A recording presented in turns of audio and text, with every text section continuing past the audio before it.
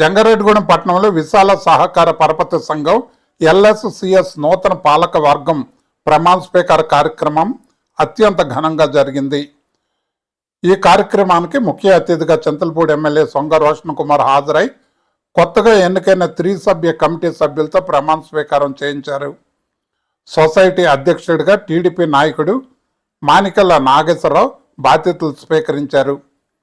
డైరెక్టర్లుగా అంబేద్కర్ మరియు బీజేపీ నాయకుడు కొంచాడ దుర్గాప్రసాద్ ఎన్నికై ప్రమాణం చేశారు. ఈ సందర్భంగా ఎమ్మెల్యే రోషన్ కుమార్ మాట్లాడుతూ రైతాంగం సంక్షేమం కోసం నూతన పాలక వర్గం అహర్నిశలు కృషి చేయాలని పిలుపునిచ్చారు.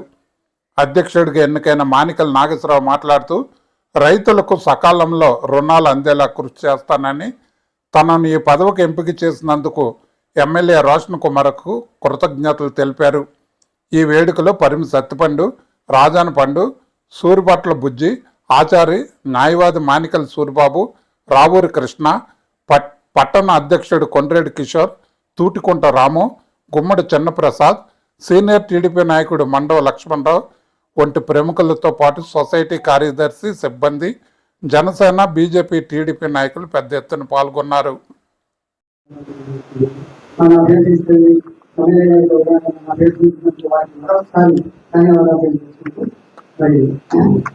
ఈరోజు జంగారెడ్డిగూడెం సొసైటీ మరి పెద్దలు మా పెద్దలు మరి దేశ చాలా మంది మరి పరిణామాలు మరి మాంగి విశ్రాలు మా ఊరికి పెద్దలు మంచి ఆలోచన చేసి ఈ సొసైటీని పెట్టడం జరిగింది.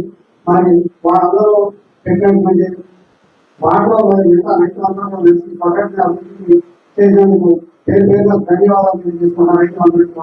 ఈ ప్యాక్స్ అనే కాన్సెప్ట్ నిజంగా చాలా పెద్ద కాన్సెప్ట్, తర్వాత చాలా ఛాలెంజింగ్ జాబ్ కూడా. 1904లో ఈ యొక్క ప్యాక్స్ని స్టార్ట్ చేయడం జరిగింది.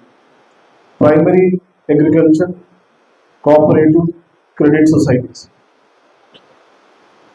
కమర్షియల్ బ్యాంక్ వేరు, కోఆపరేటివ్ క్రెడిట్ సొసైటీస్ వేరు. కమర్షియల్ బ్యాంక్స్లో బయట ప్రజల నుంచి అవి తీసుకొని డబ్బులు తీసుకొని మళ్ళీ అవి లోనింగ్ అట్లా ఇస్తూ ఉంటారు. ఈ యొక్క కోఆపరేషన్ క్రెడిట్ సొసైటీస్లో కోఆపరేషన్ సంబంధించిన మెంబర్స్ కానివ్వండి, లేకపోతే బయట నుంచి వచ్చే వాళ్ళ డిపాజిట్స్ తోటి వాటితోటి వీటితోటి మరి యొక్క సొసైటీస్ జరుగుతూ ఉంటాయి. 2023 వరకు కూడా మరి బ్యాంక్స్లో చాలా అవకతవకలు జరిగాయి. ఎందుకంటే అప్పటిదాకా కూడా ప్రతి ఒక్క ట్రాన్సాక్షన్ ఏదైతే రైతులకి లేకపోతే సొసైటీకి జరిగేదో అవన్నీ కూడా పేపర్ మీద ఉన్నాయి, లేదంటే ఏదో మాట ఇచ్చి అట్లాగా ట్రాన్సాక్షన్ చేసేవారు. సో దానివల్ల ఏంటంటే అసలు సొసైటీలో ఎటువంటి ట్రాన్సాక్షన్స్ జరుగుతున్నాయి, సొసైటీస్లో మరి రైతులకి అలాగే ఆడిటర్స్కి ఎటువంటి విజిబిలిటీ ఉండేది కాదు, ట్రాన్స్పరెన్సీ ఉండేది కాదు.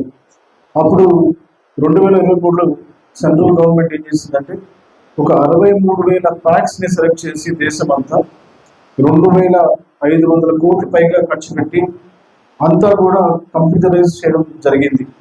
మరి దాంట్లో ఏపీ ముందుగా అప్పుడు ముఖ్యమంత్రి శ్రీ నారా చంద్రబాబు గారి నాయకత్వంలో మరి ఏపీ ఫస్ట్ కంప్యూటరైజ్డ్ మరి ప్యాక్స్ని మరి చేయడం జరిగింది.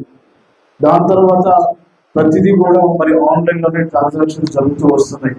దీనివల్ల ఏంటంటే ఏదైతే లోన్కి ఇచ్చినా లేకపోతే ఫండింగ్ వచ్చినా ప్రతి ట్రాన్సాక్షన్ కూడా ఆన్లైన్లో ఉండడం వల్ల అటు రైతులకి ఒక విజిబిలిటీ ఉంటుంది, అలాగే సొసైటీ వాళ్ళకి అకౌంటబిలిటీ ఉంటుంది. సో అకౌంటబిలిటీ విజిబిలిటీ ఉన్నప్పుడు ఏముందంటే రైతుల్లో నమ్మకం పెరుగుతుంది. నమ్మకం పెరిగినప్పుడు వాళ్ళు కోఆపరేటివ్ సొసైటీస్ మీద ఎక్కువ డిపెండ్ అయ్యి రైతు వారిగా వారికి కావాల్సినవి ఈ యొక్క సొసైటీస్ తీసుకొని అట్లాగా ట్రాన్సాక్షన్స్ని మరి పెంచుకోవడం జరుగుతూ ఉంది. మరి ఈ కూటమి ప్రభుత్వం వచ్చిన తర్వాత సుపరిపాలన అందిస్తున్న ఈ ప్రభుత్వం పేదల ప్రభుత్వం, మంచి ప్రభుత్వం, రైతుల ప్రభుత్వం. మరి మొన్న చూసాం మనం అన్నదాత సుఖీభావ కింద 43 లక్షల పైగా రైతులకి 3,700 కోట్ల రూపాయల పైగా వారి ఖాతాలో మొదటి విడత డబ్బులు పడ్డం చూసాం. మరి సెంట్రల్ నుంచి మోడీ గారి సహకారంతో పిఎం కిసాన్లో 2,000 రూపాయలు, ముఖ్యమంత్రి శ్రీ నారా చంద్రబాబు నాయుడు గారి సహకారంతో మరి 5,000 రూపాయలు, రెండు కలిపి 7,000 రూపాయలు మరి రైతుల అకౌంట్లో పడడం చూసాం. ఇంకా పడవలసిన కూడా 2 దఫాల్లో కూడా అవి వేయబోతుంది కూడా ఇప్పుడు ప్రభుత్వం. మరి కేవలం చింతలపూడి నియోజకవర్గానికి ఏలూరు జిల్లాలో చూస్తే ఎక్కువగా అగ్రికల్చర్ డిపెండ్ అవుతారు కాబట్టి అత్యధికంగా మరి 25 కోట్ల రూపాయలు అన్నదాత సుఖీభవ కింద మరి రైతులకి దాదాపు 36,000 పైగా రైతులకి చింతలపూడి నియోజకవర్గంలో మరి అన్నదాత సుఖీభవ వేయడం జరిగింది. అలా చూస్తే మరి ఈ యొక్క ప్యాక్స్ ఒక దేశం ఆర్థికంగా ముందుకెళ్ళాలంటే మన స్ట్రక్చర్ చూసుకున్నట్లయితే పైన నాబార్డ్ ఉంటుంది, మరి ఇక్కడ కింద వచ్చేసరికి ఆప్కాబ్ ఉంటుంది, డిసిసిబి ఉంటుంది, మరి గ్రామ స్థాయిలో ప్యాక్స్ ఉంటాయి. మరి యాక్చువల్ గన్ని వీరాంజలి కూడా రావాల్సి ఉంటుంది ఈ ప్రోగ్రామ్కి.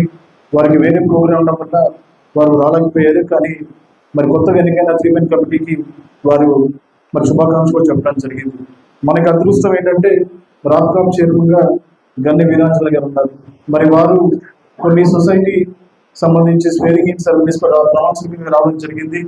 వారు క్లియర్గా చెప్పారు, మీకు అన్ని రకాలుగా అన్ని విధాలుగా నేను సొసైటీస్కి చంద్రపూడి నియోజకవర్గానికి సపోర్టివ్ ఉంటాను. అదేవిధంగా మరి కోఆపరేటివ్ సొసైటీస్లో ఉన్న మెంబర్స్ ఎంతమంది ఉన్నారు, ఇందాక సెక్రటరీ డేటాలో ఇన్ఛార్జ్, సో దీంట్లో మెంబర్స్ 2,614. ఎంతమంది యాక్టివ్ ఉన్నారు? 967. మరి 3 కోట్ల లాస్ ఉండకపోతే మరి ఎలా ఉంటుంది?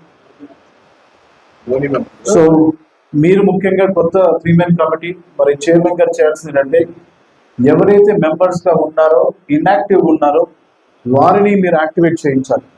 ట్రాన్సాక్షన్స్ జరగడం వల్ల సొసైటీకి ఇన్కమ్ వస్తుంది, సొసైటీ అప్పుడు మరి లాభాలు నడుస్తుంది. కాబట్టి మీరు మెయిన్గా ఫోకస్ చేయాల్సింది ఏంటంటే ఆ రైతుల్లో ఆ నమ్మకాన్ని, ఆ విశ్వాసాన్ని, ప్యాక్స్ వల్ల వచ్చే సబ్సిడీలు కానివ్వండి, ప్యాక్స్ వల్ల వచ్చే ఉపయోగాలు కానివ్వండి, మరి ప్యాక్స్ నుంచి పెట్రోల్ బంక్ కానివ్వండి, గోడౌన్స్ కానివ్వండి, లేకపోతే గోల్డ్ లోన్స్ కానివ్వండి, రైతులకు సంబంధించిన ఏ విధమైన ప్రోగ్రామ్ కూడా మీరు అది ప్రమోట్ చేయాలి.